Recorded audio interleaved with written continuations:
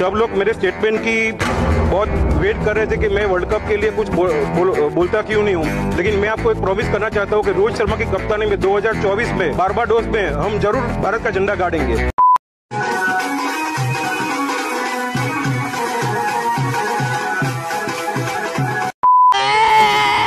हम मैच जीत गए, ओए हम जीत गए, यू लूज। तीजा तेरा रंग था मैं तो। अगर इंडिया वर्ल्ड कप जीत गई तो मैं सब प्लेयर्स को एक एक हफ्ते के लिए अपना बॉयफ्रेंड बना लूंगी और कप्तान को रॉयल मालविया फैमिली के साथ डिनर करने का भी मौका मिलेगा। हार के जीतने वाले को बाजीगर कहे ना कहे, पर टीम इंडिया तो कहते हैं। वो क्या लाइन है कि किसी चीज को शिद्दत से चाहो तो पूरी कायनात उसे तुमसे मिलाने में लग जाती है। Congratulation team India. Team India को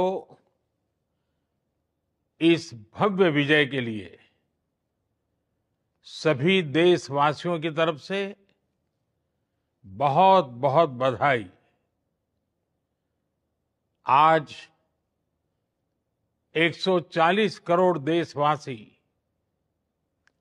आपके इस शानदार प्रदर्शन के लिए गर्व अनुभव कर रहे हैं। खेल के मैदान में आपने वर्ल्ड कप जीता, लेकिन हिंदुस्तान के हर गांव, गली, मोहल्ले में आपने कोटि कोटि देशवासियों का दिल जीत लिया। और ये टूर्नामेंट एक विशेष कारण से भी याद रखी जाएगी। इतने सारे देश, इतनी सारी टीमें और एक भी मैच हारना नहीं, ये छोटी उपलब्धि नहीं है। आपने क्रिकेट जगत के हर महारथी, उनके हर बॉल को खेला और आपने शानदार विजय प्राप्त करते रहे। हो भैया, प्रूफ हो गया। Bro sacrifice himself for the nation this time. अब मुझे समझ ये नहीं आ रहा, दुख करो कि खुशी इसलिए कि इंडिया जीत गया, पर दुखी इसलिए कि जो प्रूफ करना था वो तो अभी भी प्रूफ हो रहा है ना। कि देखो, जाके भाई ने सपोर्ट किया साउथ अफ्रीका और साउथ अफ्रीका हार गई। जो हम इतने टाइम से प्रूफ करना चाह रहे थे, इन द लास्ट प्रूफ तो वही हो रहा है ना। पर ये त्याग, ये बलिदान, ये सेक्रीफाइस याद रखा जाएगा, बिल्कुल याद रखा जाएगा। जो टोटका हमने यूज किया था वो तो बिल्कुल जाके लग गया निशाने पे, तो प्रूफ तो हो ही चुका है। तो अब आगे आने वाली जो जितनी भी समस्या है उसके लिए इंडिया और प्रफुल्ल भाई दोनों तैयार है, क्योंकि टोटका हमको पता है क्या करना है। ठीक है, अब जो मेन हथियार है ना वो हम सबको पता चल गया, वो इंडिया के पास है। तो भाई देखो क्या, तो तुम बस संघर्ष करो, देश तुम्हारे साथ है। फोन नहीं उठा रहा है, फोन उठा, फोन क्यों नहीं उठा रहा है? अरे फोन उठा, फोन उठा, फोन उठा मेरा।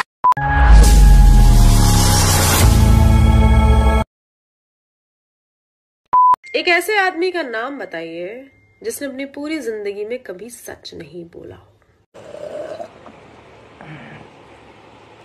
अच्छा हो छीनरो, तो क्या मालूम नहीं है कौन सच नहीं बोलता है?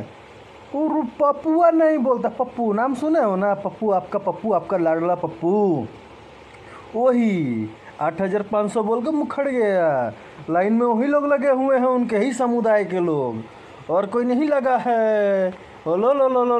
लोकसभा स्पीकर ओम बिरला जी की सुपुत्री अंजलि के आईएएस बनने को लेकर कुछ अकाउंट जो राजद और इंडिया अलायंस से संबद्ध हैं फेक न्यूज फैलाने लगे कि चूंकि वो स्पीकर की बेटी है इसलिए बैकडोर एंट्री मिल गई आईएएस में। झूठ में भी डिटेल डाली गई कि ये तो मॉडल है, अचानक से आईएएस कैसे बन गए। राजद के छर्रों को यह समझना चाहिए कि न तो हर नेता लालू जैसा भ्रष्टाचारी डकैत होता है, न हर नेता का बच्चा नवी फेल तेजस्वी या डॉक्टर निशा भारती। कई नेता हैं जिनके बच्चे अपनी मेरिट पर यूपीएससी की तीनों परीक्षाएं प्री मेंस इंटरव्यू पास करते हैं और फिर कमीशन के नियमों के तहत कट ऑफ क्लियर करके आईएएस भी बनते हैं। परंतु आजीवन सेक्सुअली फ्रस्ट्रेटेड रहने वाले इन ट्रोलों का क्या किया जाए, जिनका जीवन कभी कंगना की बिकनी वाली फोटो में अटक जाता है तो कभी एक बच्ची के पारिवारिक उत्सव में ली गई किसी एक रैंडम फोटो में। ऐसा नहीं है कि अंजलि बिरला ने केवल यूपीएससी में ही अपनी प्रतिभा दिखाई, उसकी 10वीं 12वीं का मार्कशीट सोशल मीडिया पर उपलब्ध है, पर हाँ उसमें लगे A1 आदि को समझने के लिए चरवाहा विद्यालय से थोड़ा ऊपर जाना पड़ता है। विपक्ष का विमर्श बाप के प्रभाव से डिफेंस जाने वाले शहजादों वाले चश्मे से ही सबको आंकने पर अटका हुआ है। जिनके स्कूल फेल नेताओं के पास प्रतिभा दिखाने को नहीं होती, वो संविधान का एब्रिज्ड वर्जन लेकर चलते हैं और टिकट ब्लैक करके नेता बनने वाले भी प्रधानमंत्री की डिग्री मानते हैं। विपक्ष मर्यादाएं लांघकर केवल व्यक्तिगत नहीं होता बल्कि घर की बच्चियों तक पहले भी पहुंचता रहा है। स्मृति ईरानी की बिटिया को लेकर भी विवाद किया गया था। विपक्ष को केवल यह सोचना चाहिए कि इधर वाले भी यदि उनके घरों के बच्चों की सोशल मीडिया में सेंध मारने लगे तो वो कहां जाएंगे।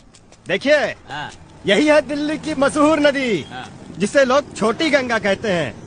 अच्छा, यही है? हाँ, यही है। लेकिन हम तो पहली बार सुन रहे हैं भाई। और भैया, जब दिल्ली में पहली बार आओगे तो पहली बार ही सुनोगे ना।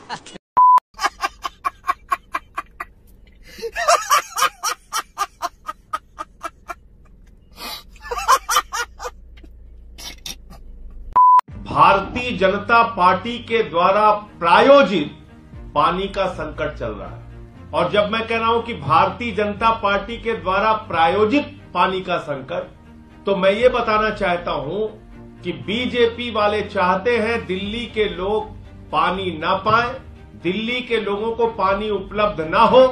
लेकिन आप इस बात को भी समझिए कि अगर 24 घंटे में 228 मिलीमीटर बारिश होगी तो पानी का लेवल नीचे जाने में समय लगेगा। देखिए, अगर आपका ड्रेन ओवरफ्लो कर रहा है, अभी तो नदी में इतना पानी नहीं है कि वो नदी का पानी उसमें वापस आ रहा है। अगर आपका ड्रेन ओवरफ्लो कर रहा है, इसका मतलब है कि बारिश इतनी ज्यादा मात्रा में हुई है कि ड्रेन्स की भी कैपेसिटी से ज्यादा प्रेसिपिटेशन हुआ है और इसीलिए वाटर लॉगिंग को नीचे जाने में समय भी लगा है।